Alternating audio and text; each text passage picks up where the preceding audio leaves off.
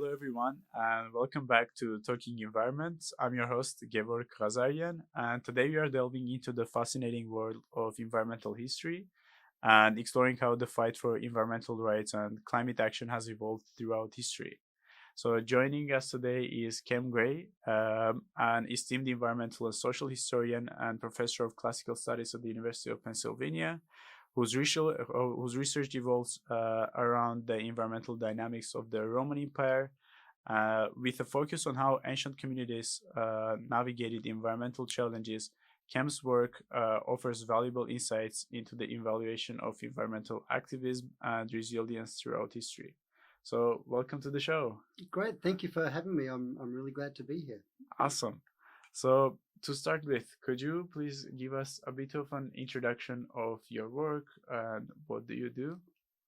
Sure. So I started my life as a social historian, and I was especially interested in the ways that small communities worked. I was interested in trying to encounter the sort of grand narratives of the decline and fall of the Roman Empire at the scale of small scale communities. And what I was really excited to do was to think about the patterns of reciprocity, exchange, mutual support, but also conflict management that small communities had. So it's kind of like it was always, and I think my scholarship is always sort of a strike for the little person, rather than sort of just talking about the big grand narrative. So at the same time as that, that is my scholarly work. I'm also as an educator here at Penn. I'm residential faculty in the college house system, and so I'm actually also interested in how small communities work. Right, I'm interested in building and maintaining communities, and so always I think my intellectual life and my sort of my teaching life and my domestic life, they all kind of interact with one another. About 10 or 12 years ago, I got involved in directing an archaeological project in Tuscany. And as part of that, I started up a bunch of conversations with a geologist about the landscape and the people that lived in this landscape. And it became clear after about 2 weeks of talking that we had lots of interesting things to say, but we didn't have a common language. And so I tried to figure out how to find a language with her. And so I went and did a degree in environmental studies here at Penn. And in doing that degree, I encountered this apparatus of scholarship that I knew nothing about, and I tried to figure out how to make that language speak to the language that I was familiar with. Concurrently, of course, I moved into what is now Lauder College House on Hill Field. And Lauder College House is a building that has a whole bunch of environmental and sustainability features kind of built into it. And so that became a part of my thinking about my education and my pedagogy and my community building. And so once again, my scholarly life and my pedagogical and my domestic life are kind of all intermeshed with one another. Fast forward to this year, I've just finished a book on experiences of living with risk in the late Roman world. And the sort of the final push of that book happened through COVID, when we were all living with risk, right? And so there's that kind of third step in sort of everything all being intermeshed. So as a scholar, as an activist, as a kind of a citizen in the world, I feel like it's hard for me to disentangle all of those strands, but I think mostly I'm comfortable with that. That's great. That's a great story. And so, to start with, I just wanted. So most of us think of the environmental challenges and fighting for the environmental issues. Most of us think of it as just the last, let's say, 20, 30 years, 40 years. Could you give us a bit of an intro into how these issues were maybe perceived in the Roman age and in the ancient Rome? If people were thinking as these issues are real issues that will be a great problem for the future, or what it looked like? So it's a really interesting question, and in a sense, and I can't give you a narrative from all the way back to my past, sort of all the way into our present. But it has always felt to me like our modern societal and scholarly preoccupation with environmental issues is predicated on, I think, one, a sense that we are separate from nature, and so we have either a responsibility to it, or we need to advocate for it, or we've kind of sundered ourselves from it. Which, maybe, and this isn't the time for a lengthy disquisition on, capitalism and industrialization and stuff, but, maybe it's got something to do with capitalism and industrialization, right? We live in a world where it's very easy for us not to feel like we're part of nature. And so we either completely, withdraw into our cities, or we feel like we've got to make some kind of a constructed step back to nature. And I mean, again, another aside would be, for example, the construction of the national park system here in the United States by Teddy Roosevelt, right, in the early 20th century, which was very much a back to nature kind of a moment. In antiquity, there's no back to nature because they are in and of nature, right? They don't perceive a dualism between society and the environment that they're in.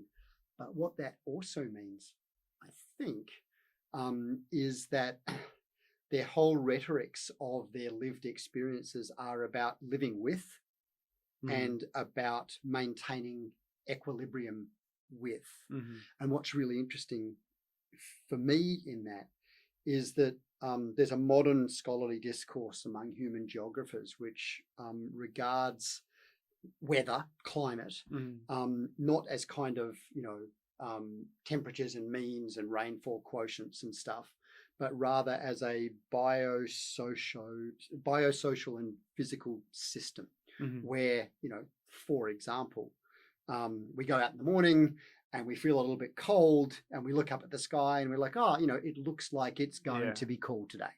But you and I might go out on the same day and feel slightly differently about it, right? So we're experiencing the weather a little bit differently. This is how it is in antiquity, with the addition, I think, of the metaphysical. And so the world is people, communities, the natural world, the metaphysical world, they're all intermeshed and intermingled. And so at the same time that you're worrying about ensuring that there's going to be rains so that you can grow your crops, you're also thinking, well, how do we protect our crops? What kinds of things can we do to ensure the health of our crops? Some of those things are, manuring and crop management and stuff. Some of them are metaphysical. Some of them are actually, prayers and rituals and remedies that are sort of a little bit more, metaphysical and mystical and magical. And all those things are happening concurrently. And so there are all these, I think, multidimensional management strategies that are about maintenance, about remediation in the moment, and they're happening at the really granular level, at the level of individuals and families and communities acting all of the time. There's no sense that the state has to do it. You're not agitating to the state to do it. You're taking the responsibility yourself. So about the dualism that you mentioned, that people back then didn't used to perceive the nature as a different part, or try to say they were actually a part of the nature. They were considering that. Do you think that is the case now, or do you think people try to say that we are not a part of the nature, or do you think it's the same now? The people think the same way, or there's a dualism that exists now? I mean, again, I don't want to come across as a curmudgeon or a sort of an out of touch sort of ancient thinker. But of course, my sense is that whether we're comfortable separate from nature or whether we're trying to get back to nature, the predicate there is that there's us and there's nature. Do you know what I mean? Yeah. And I mean, again, I'm not a philosopher. I can't trace the intellectual paradigms back to to Descartes or anything like that. But what I can say, I think, is that our notion that there's a natural world and there's a sort of a human world or a human society, it's very modern and it's very Western. It's very Western. A lot of recent scholarship in environmental studies, in environmental history, has emphasized the fact that when we cleave solely to a modern Western discourse, that is to say, when we assume that the way that we think about these things in America and in Europe, that there's humans who live in cities and communities, and then there's nature that we kind of manage and engage with or try to help. We're leaving out all kinds of other value systems, all kinds of other systems of knowing and encountering the world. Indigenous systems here on the American continent, in South America, in Africa, Japan, China. Those systems of thinking and knowing about place in the world are quite radically different from what sort of we cleave to in a modern Western context. So you gave us. You mentioned a few examples of what people used to do towards the environmental issues, but would you say back then there were some similar practices that people used to follow, such as and how the state perceived this problem? Did they support the people towards working these issues, or how did that look like? So it's a really good question. It's absolutely the case. And I'm going to speak mostly about the Roman world because that's the world that I know best. There is a certain amount of evidence, and it's evidence from ice cores from Greenland. There's a certain amount of evidence to suggest that in the first, second century of the Common Era, there was a massive upsurge in smelting, burning, and the manipulation of fuel and of metals. There's all kinds of particulate matter that's been trapped in these ice cores, which means it's all gone up into the environment and then kind of disseminated. Now, that I think is an indication of what we might really cautiously call proto-industrialization, maybe.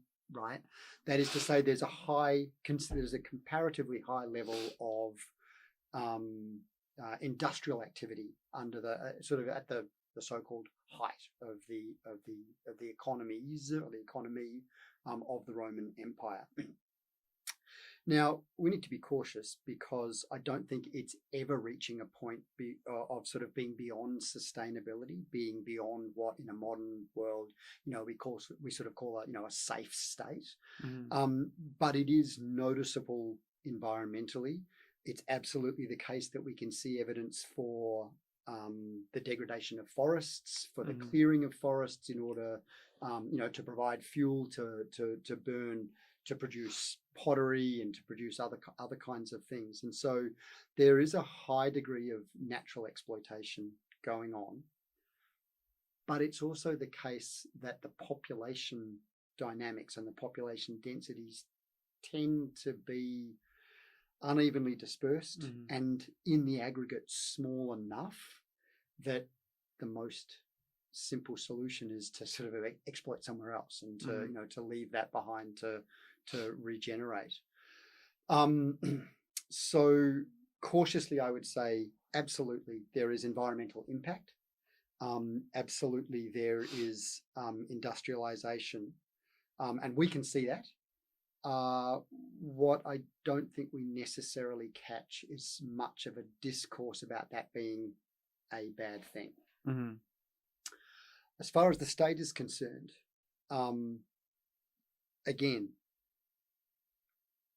the ancient state was 100% a state. Like there's all these arguments that say, the ancient state is very different from the modern state. It is, but it was a state. Yeah. But it was a state that didn't look like a modern state, and we have to remember that. There's no comparable articulation of mutual responsibility like social contract in an ancient context. And so the ancient state is not either taking upon itself or being expected by its citizens to sort of exercise a regulatory power or to provide things like social services to its citizens. Yeah. None of that exists. And so, when you look at the Sendai framework, right, the sort of, this modern sort of collective agreement among states for how they should engage with environmental issues. The Sendai framework assumes that the state is a corporate body that has a set of obligations to its citizens and to the world to manage environmental issues. That would be completely foreign to any person living in antiquity. They wouldn't expect their state to do that. And they wouldn't identify their state as sort of having those characteristics. I see. Yeah. Which is cool. It is. But it also means that some of our assumptions sort of need to be sort of turned a little bit sideways to make them fit into an ancient context. I see. Yeah. Definitely. That's interesting to hear how back then the state and the people are reacting to the actions of the state. And so that's really interesting, and for me too, that it's kind of for me the first time also diving into how in ancient times people were perceiving these issues. But here's where it gets interesting, because there are absolutely people who claim that they sit on the boundary between us and the sort of physical, metaphysical world. They're the power brokers. They're the ones that hold the keys. They're the ones that understand how to manage the natural environment. Let me give you a story. This is actually one of my favorite stories. Okay, so let me give you a little bit of kind of lead up to the story.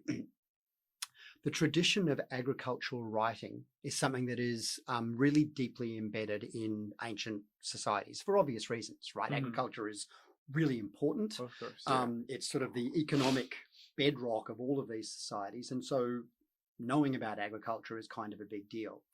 And agricultural writers, agronomists, are writing texts well back into the Greek world, and in fact even earlier.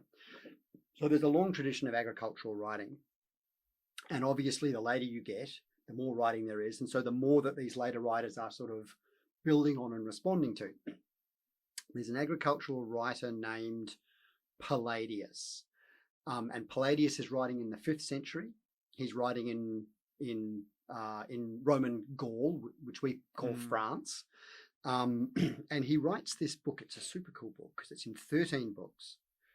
The first one is kind of here are all the general rules of thumbs and abstract concepts, and then he goes through month by month all the things that you should do.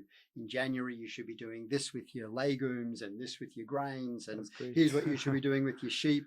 And he thinks about it not just month by month, but also when it's, when you're in a warmer climate, it's now, and when you're in a cooler climate, it's now. So there's all these ways in which he's thinking really systematically about micro-regional variation. In his first book, he sets out a bunch of remedies against threats. And one of the remedies that he comes up is remedies against hail. Remedies against hail. You can cover a rock with a cloth. You can stake out an owl on a fence post. You can sprinkle white bryony, which is it's a medicinal plant. You can sprinkle white bryony on your fields to protect them against hail. You can grease the blades of your bill hooks with bear fat. And so when you cut your crops, they're going to be protected from hail. But that only works if you don't tell the farm workers that you're doing it. As soon as the farm workers know that the blades have been greased with bear fat, the remedy doesn't work. I see. Somebody has secret knowledge here, right? Somebody is saying, I know what you need to do. You need to use bear fat, but you can't tell anybody else that you're using bear fat.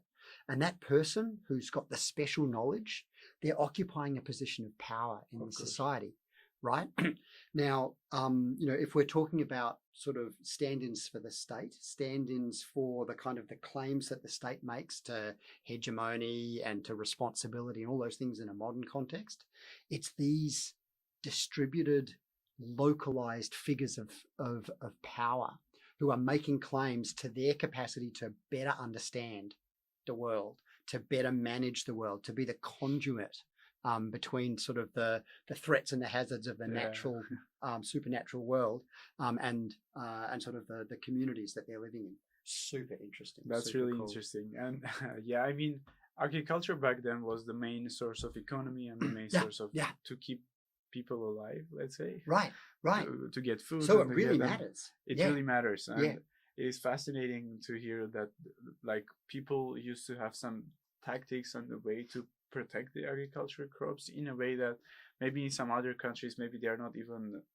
now they are not even putting that much of, let's say, thought into how to Yep. protect their agricultural lands. And Yep. it's fascinating to hear how thousands of years ago people used to do that, and that's interesting to hear. And we're also from the environmental perspective of how you can kind of adapt to the changes in the climate and Yep. the overall weather. Yep. That's interesting. That's Yep. really interesting.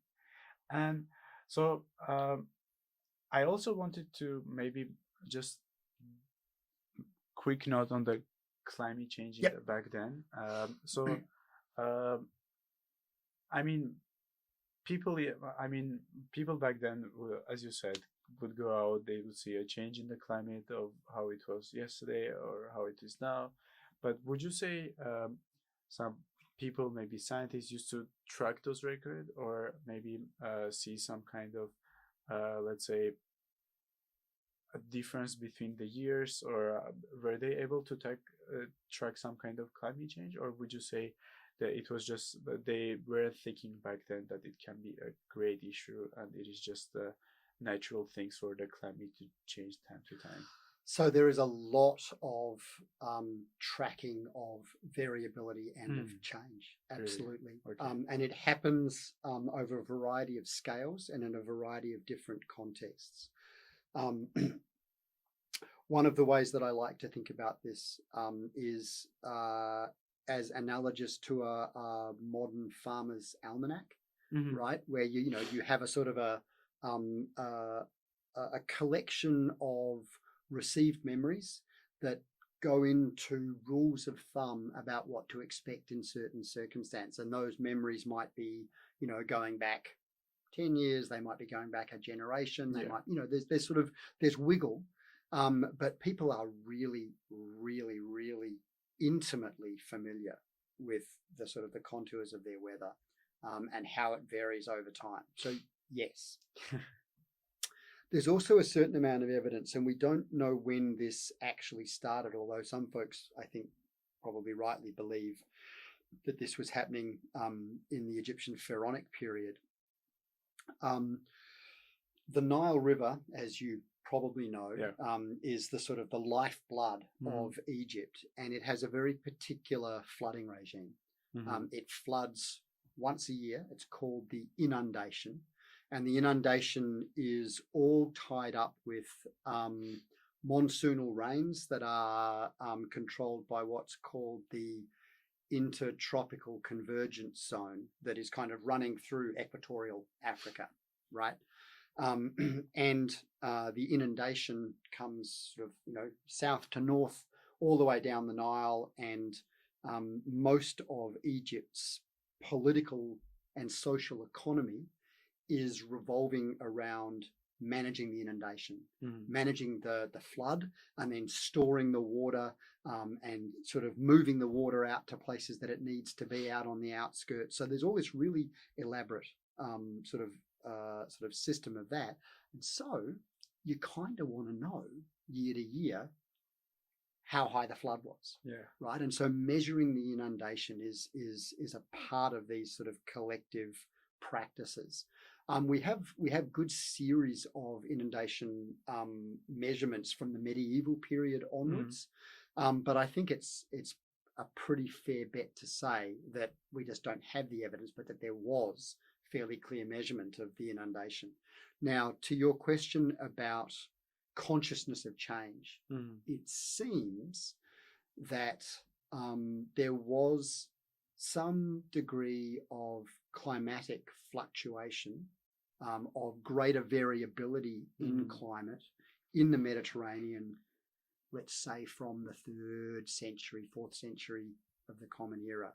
And that's measurable in part in variability and unpredictability in the Nile flood. Wow. There's all these other ways that we can measure the unpredictability. We can measure it using cave speleothems and lake valves and all these kind of scientific things.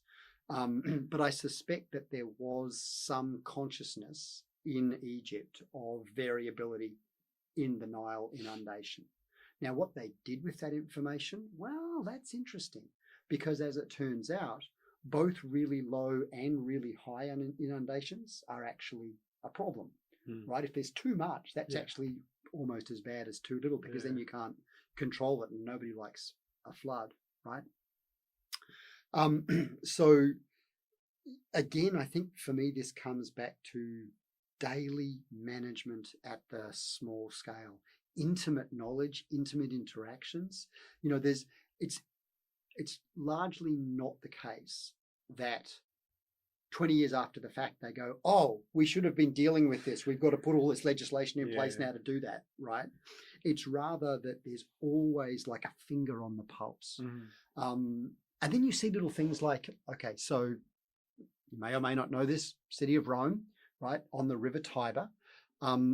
It's built on, conventionally it's built on 7 hills. Yeah. Although there's actually lots more I've heard of hills it, depending on how you count it. But conventionally it's built on 7 hills. But where you have hills, you also have lowlands, right? Of course. And so the Campus Martius, for example, which is where the army used to gather in ancient Rome, it's basically a marsh. And so when the river Tiber floods, which it does regularly, you know, the low-lying areas of the city of Rome are flooded. And so every now and again we see things like there's a law that says you shouldn't be storing grain in grain houses by the river because they're going to get overtaken with floods. So there are moments when we see the state's consciousness of environmental variability, of environmental fluctuation. Generally, I think they would, if they were asked to label it in terms that would make sense to us, they would call it weather rather than climate, because climate tends to sort of be transacted at a much larger scale, I think, in our estimation at least. Yeah, I totally agree. And that's interesting to hear. I wasn't sure if there were some kind of tracking the whole thing or how the tracking was done, but it's interesting really to hear. And they were tracking in different like contexts, as you said, like how high was the flooding, or what happened, or like the change in the temperature, of how the agriculture changed in the years. That's really interesting to hear. And you mentioned about the legislation in a way that let's say in 20 years something changed and then we gotta change the legislation and so on. Would you say in ancient Rome there was some kind of legislation or some regulations towards solving these issues in a way that was the state trying to make some legal, let's say, obligations for the people to follow? I would say not a lot.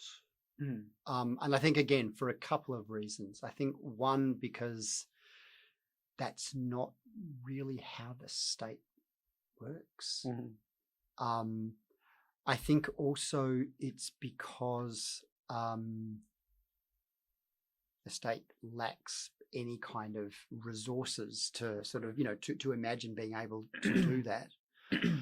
However, there are sometimes pieces of legislation that look like they might be doing that. Okay. And I think it's useful for us to sort of wonder whether they are, and if we decide that they're not, which I think they're not, what they are in fact doing. Right? There's a law of Hadrian. So Hadrian was the emperor in the first half of the 2nd century CE.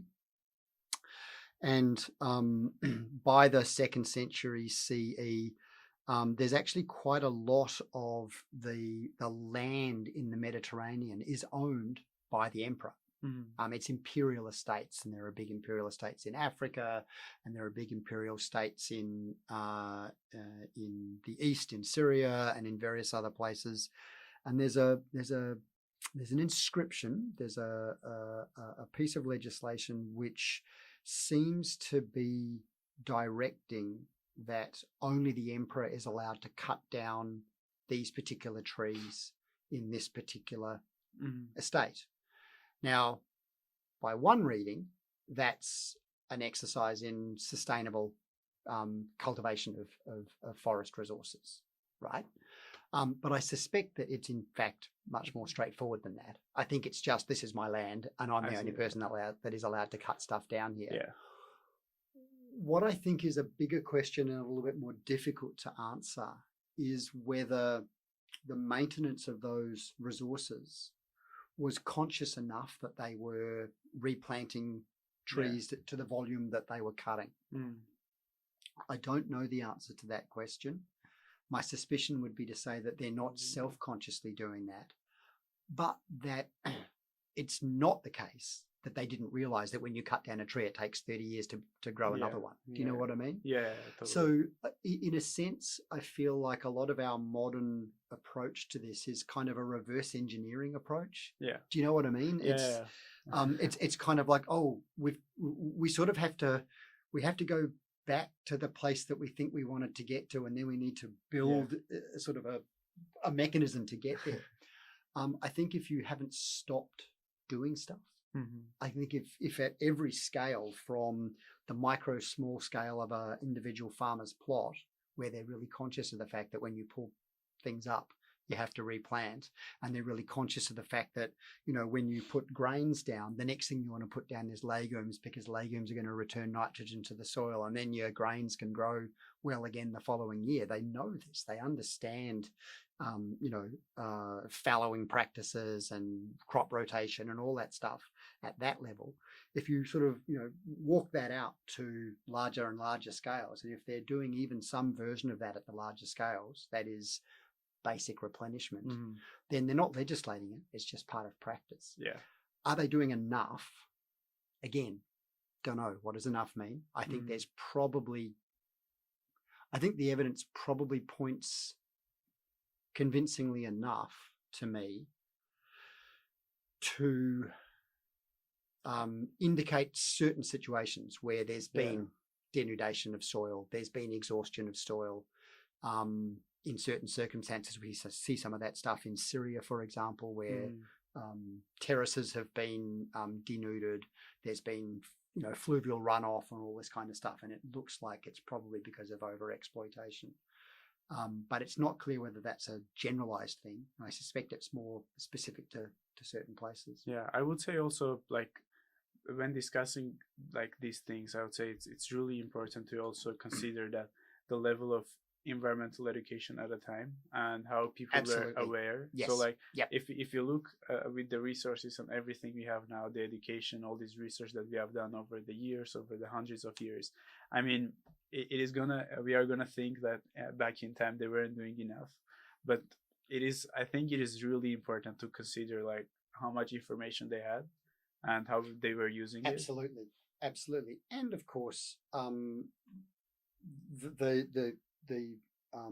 the analog to that, the addition to that, is they actually lacked almost all of the extractive technologies that we possess. They couldn't actually do as much damage as we can do, right? Because they didn't have the tools and the mechanisms and the equipment. Yeah. That's interesting. And so, kind of trying to draw parallels from the Roman time and to now, would you say there are some lessons we can learn from them, in a sense that they were doing something right, and now with all this information we are still going the wrong way, let's say? Do you think there are some lessons that we can still learn from them and kind of try to practice this now? I really do. Yeah. As I was finishing up this book that I've just finished writing, and the book took 20 years to write, and so it changed its shape multiple times. But by the time I'd got to the place where I was happy with how it looked, it really was a book about people doing stuff in places, people acting, people being participants in their worlds and in their environments. And, it became clear to me as I was putting the final edits on it, and I had reviewer who was not from the ancient world and who was reading it as a modern scholar Mhm. and kept asking me why I wasn't giving them the kind of Yeah. apparatus that they were familiar with.